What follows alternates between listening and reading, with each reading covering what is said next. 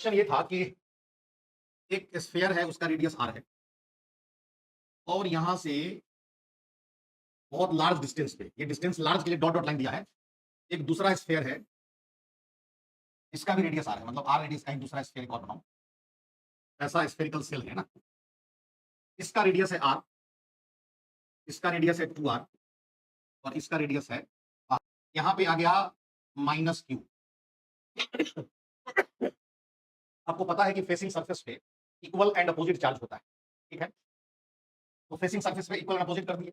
आप चाहें तो आउटर पर भी कुछ मान सकते हैं, लेकिन आउटर पे आएगा 0। हम बोले भी थे कि अगर आउटर सरफेस को अर्थ करते हैं तो उसके आउटर मोस्ट साइड में चार्ज 0 हो जाता है। तो हम अर्थिंग का डायरेक्ट यूज कर लेते हैं कि बाहर वाले सरफेस पे चार्ज 0 हो गया।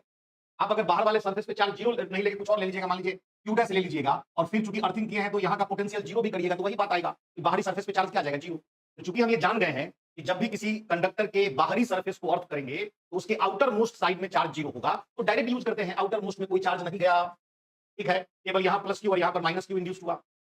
अब इसको मान लो ए और इसको मान लो बी, क्योंकि दोनों को वायर से जोड़ दिए हैं इसलिए दोनों का पोटेंशियल सेम होगा। लिखेंगे as sphere A and B are connected with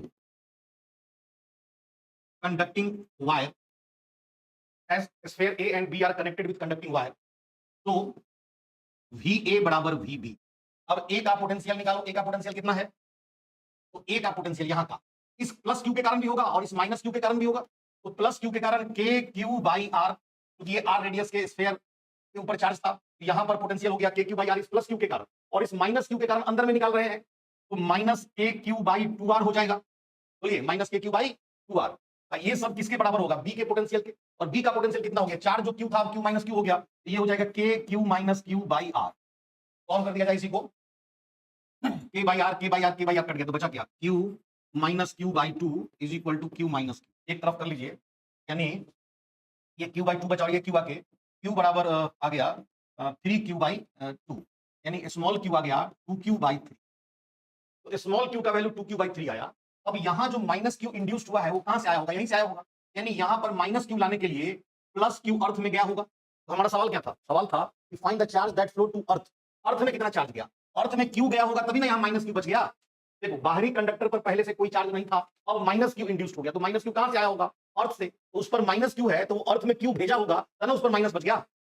तो so charge flow to earth is 2 Q by 3।